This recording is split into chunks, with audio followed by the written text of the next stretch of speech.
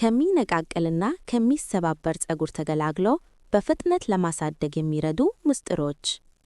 ሰላም ጤና ይስጥልኝ። እንደምን አላችሁ ውድ የቻናላችን ቤተሰቦች? ዛሬም እንደተለመደው ለውበታችሁና ለጤናችሁ እጅግ ጠቃሚ የሆነ መረጃ ይዘንላችሁ መጥተናል። እስቲ አንድ ጥያቄ ልጠይቃችሁ። ፀጉራችሁን ባበጠራችሁ ቁጥር ማበጠሪያው ላይ የሚቀረው የፀጉር ብዛት ያስደነግጣችኋል? በእጃችሁ ስትነኩት ይበጣጠሳል? ከጊዜ ወደ ጊዜ እየሳሳና የራስ ቅላችሁ እየታየ መጥቷል? መልሳችሁ አዎ ከሆነ በትክክለኛው ቪዲዮ ላይ ትገኛላችሁ። ብዙዎቻችን ፀጉራችን ሲነቃቀል ተፈጥሮ ነው ብለን ተስፋ እንቆርጣለን። አንዳንዶቻችን ደግሞ ውድ የሆኑ ቅባቶችና ሻምፖዎችን ገዝተን እንሞክራለን፣ ግን ለውጥ አናይ ይሆናል። ችግሩ ያለው ምርቱ ላይ ሳይሆን ችግሩን ከስር መሰረቱ አለመረዳታችን ላይ ነው። ዛሬ በዝርዝር የምናየው ፀጉራችን ለምን ይሰባበራል፣ ለምን ይነቃቀላል፣ መንስኤዎቹ፣ በቤት ውስጥ በሚዘጋጁ ቀላል ውህዶች እንዴት ማከም እንችላለን፣ ፀጉርን በፍጥነት የሚያሳድጉ የዕለት ተዕለት ልማዶች ምንድናቸው? እመኑኝ፣ እስከ ፕሮግራሙ ፍጻሜ ድረስ አብራችሁን ከቆያችሁ ለዓመታት ያቸገራችሁን የፀጉር ችግር ለአንዴና ለመጨረሻ ጊዜ ትፈቱታላችሁ። አብራችሁን ቆዩ። የችግሩን ምንጭ መረዳት፣ understanding the problem። ወደ መፍትሄው ከመሄዳችን በፊት መጀመሪያ መነቃቀል shedding እና መሰባበር breakage ያላቸውን ልዩነት እንረዳ። መነቃቀል shedding፣ ይህ ፀጉር ከስሩ ጋር ወይም ከነጭ አምፑሉ ጋር ሲወልቅ ነው። በቀን ከ50 እስከ 100 ፀጉር መነቃቀሉ ጤናማ ነው። ነገር ግን ከዚያ በላይ ከሆነና በእጃችሁ ስትነኩት ከስር የሚወልቅ ከሆነ የውስጥ ጤና ችግር ወይም የቫይታሚን እጥረት ሊሆን ይችላል። መሰባበር breakage፣ ይህ ደግሞ ፀጉሩ ከመሃል ወይም ከጫፍ ላይ ሲቆረጥ ነው። ይህም የሚሆነው ፀጉሩ ሲደርቅ፣ ፕሮቲን ሲያጣ ወይም በኬሚካል ሲጎዳ ነው።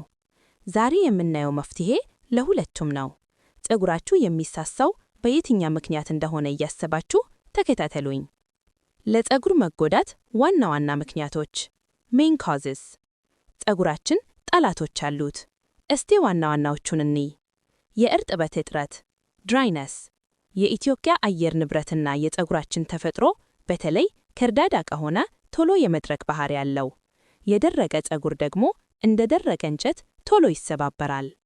ሙተት እና ኬሚካል፣ ፀጉርን በተደጋጋሚ በፊን ወይም በቲራ መተኮስ እንዲሁም ቀለምና ፐርም መጠቀም የፀጉርን መከላከያ ሽፋን ኪዩቲክል ይገፋዋል። የተመጣጠነ ምግብ እጥረት፣ ፀጉር የተሰራው ከኬራቲን ከሚባል ፕሮቲን ነው።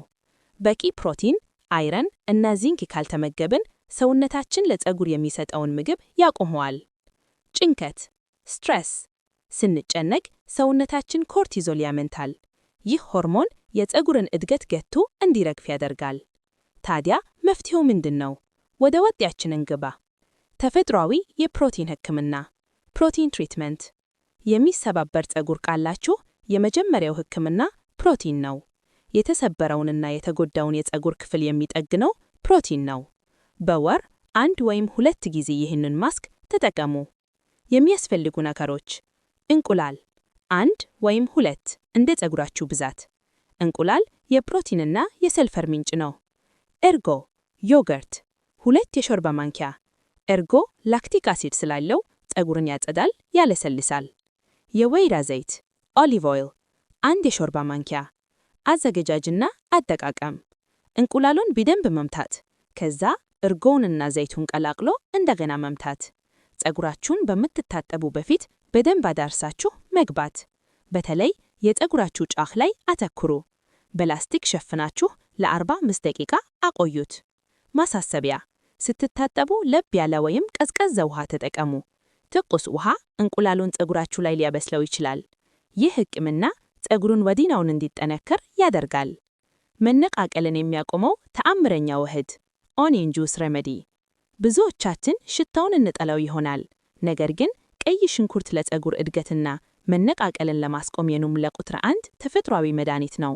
ሳይንሳዊ ምክንያቱ ሽንኩርት በውስጡ ከፍተኛ የሆነ ሰልፈር ወይም ሳሚጥ አለው። ሰልፈር የፀጉር ፕሮቲን የሆነውን ኬራቲን ለማምረት ይረዳል። እንዲሁም የራስ ቅል ላይ ደም ዝውውርን ይጨምራል። አዘገጃጅ 2 መካተኛ ቀይ ሽንኩርት ይለጡና ይቁረጡ። በጁስ መፍጫ ወይም ብሌንደር ከትንሽ ውሃ ጋር ፍጨቶ ማጥለል። የሽንኩርቱን ውሃ ብቻ መውሰድና በጦት እየነቀሩ የራስ ቅልን መቅባት። ለ15 እስከ 30 ደቂቃ ማቆየት። ከዚያ በላይ ከተቀመጠ ሊያቃጥል ይችላል። በሻምፖ መታጠብ። ሽታውን እንዳይቀርባችሁ ከፈለጋችሁ ሻምፖ ውስጥ ትንሽ ሎሚ ወይም የሮዝሜሪ ዘይት መጨመር ትችላላችሁ። ይህንን በሳምንት አንዴ ብትሞክሩት ራሰ በረሃ የሆኑ ቦታዎች ላይ ሳይቀር ፀጉር መብቀል ዕድል አለው። ለፍጥነት እድገት የሮዝሜሪ ውሃ ሮዝሜሪ ዋተር እንዴት እንጠቀም? ቀላል ነው። 1 ፍኝ የሮዝሜሪ ቅጠል በ2 ኩባያ ውሃ ውስጥ ቀቅሉት። ውሃው ቀለሙን ቀይሮ ወደ ቡናማነት ሲቀየር አውርዱትና ቀዝቅዙት። ይህንን ውሃ በሚረጭ ዕቃ ስፕሬይ ቦተል አድርጋችሁ በየቀኑ ወይም በየ2 ቀኑ የራስ ቅላችሁንና ፀጉራችሁን እየረጫችሁ ማሳጅ አድርጉት። መታጠብ አይጠበቅባችሁም። ሽታው ደስ ይላል፣ ፀጉርንም ያለሰልሳል። የእርጥበት ሕክምና ሞይስቸራይዚንግ ሩቲን LCO ሜተድ።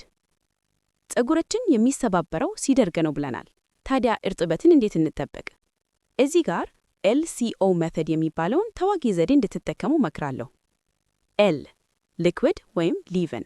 መጀመሪያ ፀጉራችሁ ትንሽ እርጥብ መሆን አለበት፣ በውሃ ወይም በሮዝሜሪ ውሃ። C ክሪም። ቀጥሎ ወፍራም የሆነ የፀጉር ክሪም ወይም ቅቤ ሺያ በተር ተቀቡ። ይህ እርጥበቱ እንዳይወጣ ይዘዋል። O ኦይል።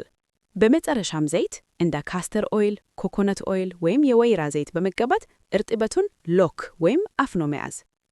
ይህንን ዘዴ በተጠቀምን ቁጥር ፀጉራችን የመድረቅና የመሰባበር ዕድሉ በ90% ይቀንሳል።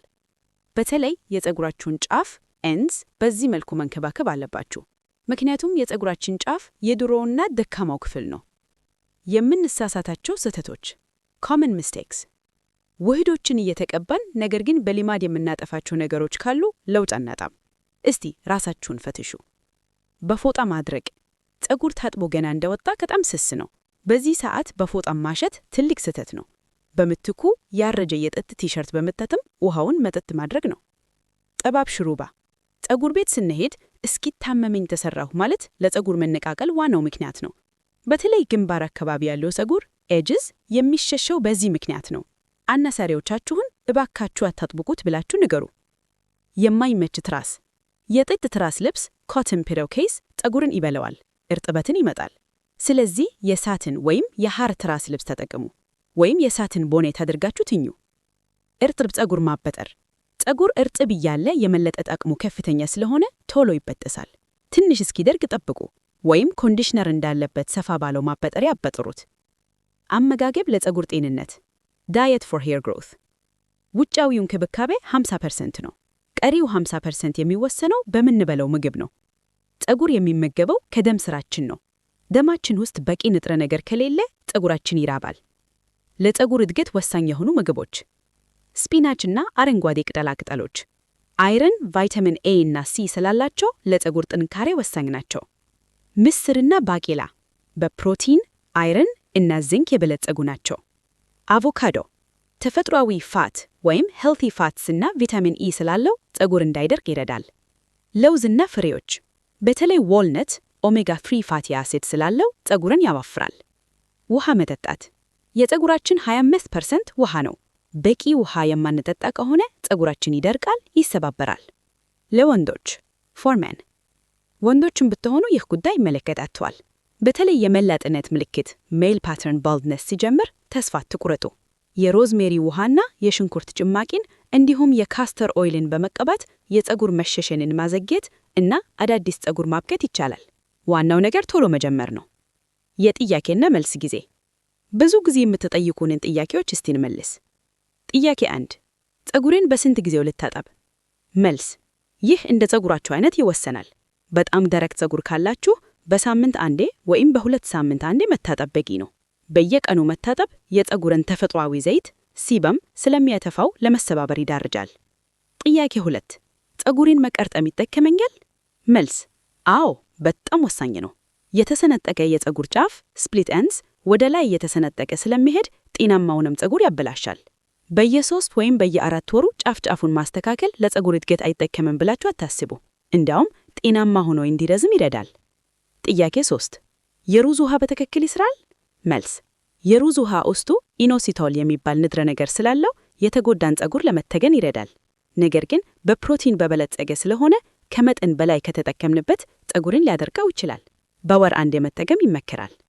ሳምንታዊ የፀጉር እንክብካቤ ፕሮግራም። ፕሮግራማችንን ከመጨረሳችን በፊት በቀላሉ የምትተገብሩ ሳምንታዊ ፕላን ልስጣችሁ። እስክርቢጦና ወረቀት ይዙ። እሁድ የመታጠቢያ ቀን። ከመታጠብ በፊት የሽንኩርት ጭማቂ ወይም የሞቀ ዘይት ማብከል ሆት ኦይል ትሪትመንት ለ30 ደቂቃ። መታጠብ ሰልፌት በሌለው ሻምፖ፣ ኮንዲሽነር ግድ መጠቀም። ከታጠቡ በኋላ LCO ሜተድ ተጠቅሞ እርጥበቱን መጠበቅ። ከሰኞ እስከ አርብ ማታ ማታ የፀጉር ጫፎችን በዘይት ማራስ፣ የሳትን ቦኔት አድርጎ መተኛት። በቀን ፀጉሩ ከደረቀ የሮዝሜሪ ውሃን ረጭቶ ማራስ። ቅዳሜ የራስ ቅል ማሳጅ ለ5 ደቂቃ። ይህም የደም ዝውውርን በመጨመር እድገትን ያፋጥናል። ማጠቃለያ ውድ ተመልካቾቼ፣ ጤናማ ፀጉር የአንድ ቀን ሥራ ውጤት አይደለም፣ ትዕዛዝና ወጥታንነት ይፈልጋል። ዛሬ የጀመራችሁት እንክብካቤ ውጤቱ የሚታየው ከ3 ወር በኋላ ሊሆን ይችላል። ስለዚህ ተስፋ አትቁረጡ። ፀጉራችሁ የውበታችሁ ዘውድ ነው። ተንከባከቡት፣ ውደዱት፣ የተፈጥሮ ፀጉራችሁን ተቀበሉት። ዛሬ ያየናቸው ውህዶቹን በተግባር ሞክሩና ውጤቱን ኮሜንት ላይ ያሳውቁን። ይህ ቪዲዮ ጠቃሚ ሆኖ ካገኛችሁት ላይክ ማድረግ እንዳትረሱ። ለጓደኞቻችሁ ለእህትና ለወንድሞቻችሁ ሼር በማድረግ የዚህ ጠቃሚ መረጃ ተካፋይ አድርጓቸው። ለቻናላችን አዲስ ከሆናችሁ ሰብስክራይብ በማድረግ ቤተሰብ ይሁኑ። በቀጣይ በሌላ ጠቃሚ የውበትና ጤና ቪዲዮ እስክንገናኝ ፀጉራችሁ ይለምልም፣ ጤናችሁ ይጠንክር። ሰላም ሁኑ።